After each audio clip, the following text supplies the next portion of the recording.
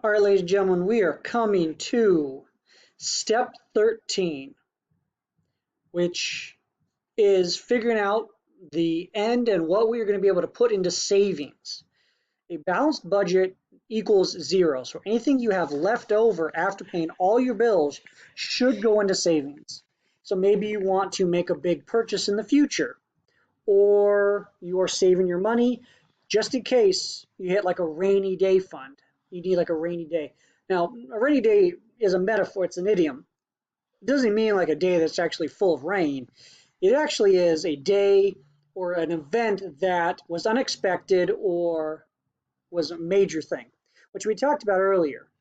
And so we didn't have that because it's the first month we're getting paid and putting a budget together.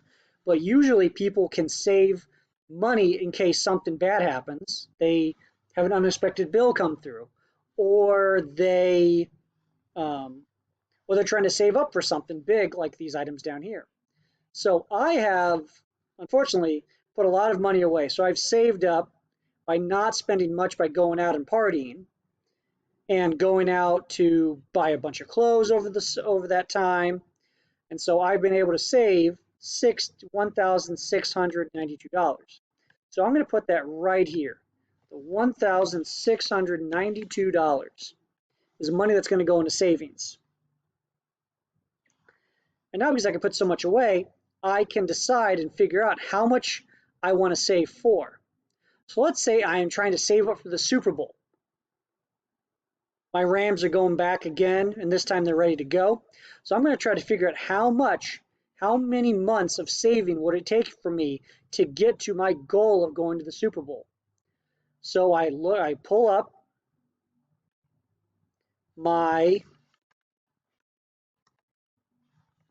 trusty calculator. I put in how much I'm saving for. So $5,239 to go to the Super Bowl for myself. I'm going to divide that by how much money I am putting away a month, $1,692.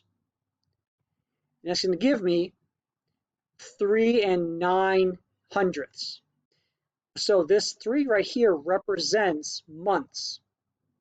So because I have a little extra over, you always want to round up if you can. If you round down, then you're going to underestimate how long it will take you. But if you round, it's going to say 3 whole months and a little extra. So you're going to round it up to about 4 months. So how long it would take for me to get to the Super Bowl? It would take me 4 months to save up. And it's going to take me 4 months to save up if I'm going to go to the Super Bowl.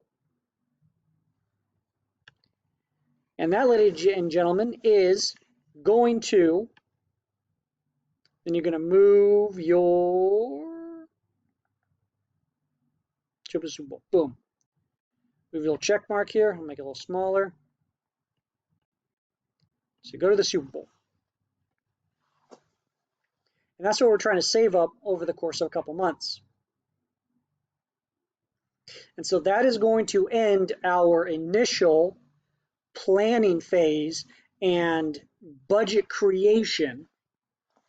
The next step is we're going to work with Microsoft Excel or Google Sheets to put this into a form that we can kind of keep track of easier and add to as we go on. But for now, this kind of ends our step 13 on balancing your budget and how much you're going to put into savings each month.